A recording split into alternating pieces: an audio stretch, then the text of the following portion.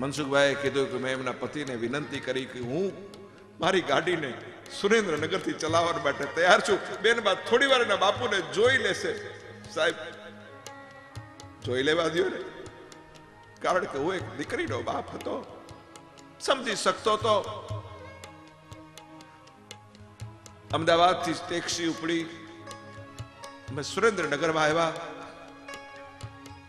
પોતાનું જૂનું ઘર ને સરનામાને ગોતતી ગોતતી દીકરી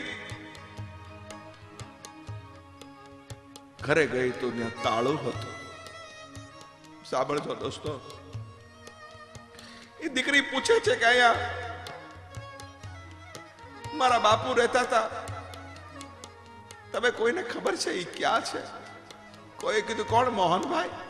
હા. કે બેન, દીકરાઓએ કાઢી મૂક્યા છે. મોહનભાઈની તો બહુ ખરાબ હાલત છે. એમના પત્ની નો પણ સ્વર્ગવાસ થઈ ગયો છે, એકલા છે. દાડીઓ રળવાને માટે પાછળ જે ઇમારત છે ને ત્યાં મજૂરી કામની માટે જાય છે. દીકરીની આંખમાં આંસુ આવી ગયા. જ્યાં ઇમારત ચણાતી હતી ત્યાં દીકરી ગઈ. મુકાદમને કીધું કે કોઈ મોહનભાઈ મજૂરી કરવા માટે આવે છે, એ મારા બાપુ છે, એને કયો કે એની દીકરી એને મળવા માટે આવી છે. દોસ્તો, મુકાદમે જઈને મોહનભાઈને વાત કરી કે મોહનભાઈ, તમારી દીકરી તમને મળવા માટે આવી છે. ખારા સમંદરની માલિકો મીઠી વીરડી મળે ને જેટલો આનંદ થાય એટલા બાપને વિશ્વાસ ના આવે. એના કાન ઉપર મારી દીકરી તો પરદેશ છે. ઘણા વર્ષોથી મારી દીકરીને મેં જોઈ નથી. મારી દીકરી ક્યાંથી હોય? પણ માથે બોજનો ટોપલાનો બાપે ઘા કર્યો, પગમાં પાખું લાગી ગઈ, દોડ્યો છે ભાઈ. દીકરીની પાસે આવીને ઉભો રહ્યો. અદ્ભુત મિલન હતું એ બાપ દીકરીનું. દીકરી બાપને બેટી પડી, બાપુ તારી આ હાલત. બેટા બેટા હવે તો આવી ગઈ ને બેટા, હવે મને ચિંતા નથી બેટા. બેટા રોકાઈશ ને દીકરા. દીકરી તો મનમાં વિચાર કરતી હતી કે મારા બાપને મળવા માટે મેં કેમ સમય કાઢ્યો છે, કેટલી આજીજી કરી, ત્યારે આવ્યું હું તને મળી શકી છું, ક્યાંથી રોકાવ?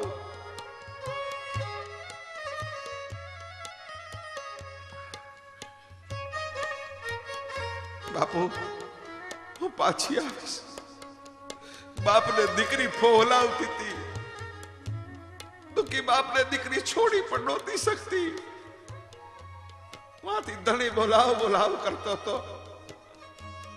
અને દીકરી એના બાપને મળીને પાછી આવી અને ગાડીનો દરવાજો ખોલીને એક પગ ગાડીમાં મૂકે ત્યાં એનો ધણીએ કીધું,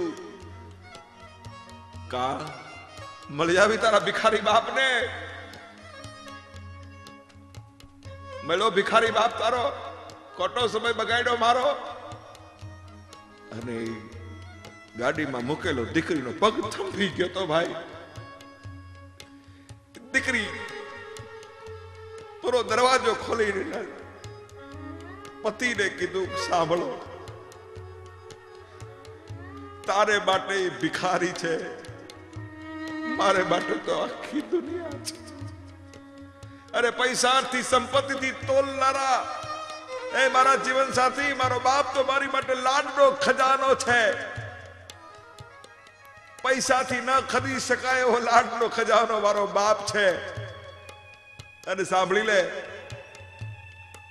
જગતના લોકોને પણ કહું છું કે દુનિયાના કોઈ પણ લોકો દીકરીને બે ઝાપટ મારો અપમાન કરશો તો આ દેશની દીકરી સહન કરી લેશે.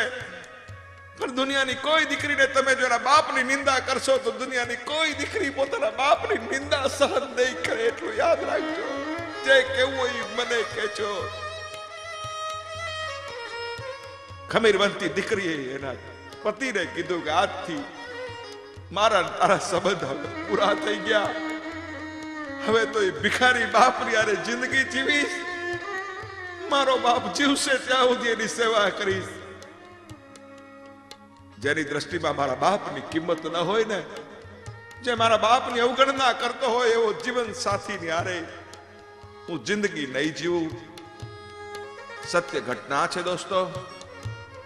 એ દીકરી એના પતિ સાથે પરદેશ દોતી ગઈ, પોતાની શેષ જિંદગીને એના બાપની સાથે જીવી, બાપની સેવા કરી, અને બાપના મૃત્યુ પછી એ દીકરીએ સમાજની સેવા કરીને પોતાનું જીવન પૂરું કર્યું.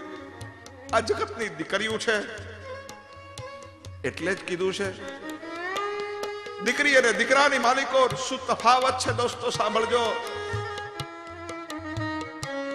પુત્ર છે એ હાલ છે, પુત્રી છે એ વાલ છે, પુત્ર છે એ વારસ છે, પુત્રી છે એ પારસ છે, પુત્ર છે એ લાકડી છે, પુત્રી છે એ ચાકરી છે, પુત્ર દવા છે, પુત્રી દુવા છે, પુત્ર ઝંખના છે, પુત્રી જળ છે, પુત્ર સંસ્કાર છે, પુત્રી સંસ્કૃતિ છે, પુત્ર જ્ઞાતા છે, પુત્રી વિધાતા છે, પુત્ર આન છે, પુત્રી ગૌરવ છે, પુત્ર હાટ છે, પુત્રી હૈયું છે, પુત્ર કુળનો વંશ છે, પુત્રી કુળનો અંશ છે, પુત્ર રિદ્ધિ છે, પુત્રી સિદ્ધિ છે, પુત્ર સંપત્તિ છે, પુત્રી સંમતિ છે, પુત્ર સૂર્ય છે, પુત્રી ચંદ્ર છે, પુત્ર તાપ છે, પુત્રી છાયા છે, પુત્ર યાચના છે, પુત્રી પ્રાર્થના છે, પુત્ર અરજ છે, પુત્રી ફરજ છે, પુત્ર ભાવ છે, પુત્રી સ્વભાવ છે, પુત્ર કર્મ છે, પુત્રી ધર્મ છે, પુત્ર આગ છે, પુત્રી બાગ છે, પુત્ર અલક છે, પુત્રી મલક છે, પુત્ર પર્ણ છે, પુત્રી સુવર્ણ છે, પુત્ર માન છે, પુત્રી સ્વમાન છે, અને પુત્ર હાથ છે. અને ત્યારે પુત્રી મા બાપના જીવનનો સંગાત છે દોસ્તો. દીકરીને પ્યાર કરજો, દીકરીને દેવાય એટલું સુખ દેજો, દીકરીને સમજવાનો પ્રયત્ન કરશો. કારણ દીકરી રાખે કુશળ ક્ષેમ, આંસુ સૌને કહે છે એમ. દીકરી રાખે કુશળ ક્ષેમ, આંસુ સૌને કહે છે. દીકરી રાખે કુશળ ક્ષેમ, આંસુ સૌને કહે છે. દીકરી રાખે કુશળ ક્ષેમ, આંસુ સૌને કહે છે. દીકરી આપસે આશીષ ભાઈ, દીકરી આપસે આશીષ ભાઈ, સૌને કહું છું અહીં હું ગાઈ, સૌને કહું છું અહીં હું ગાઈ. આજ ગાઉં દીકરીનું ગાન, દીકરીને મળજો રૂડા સન્માન.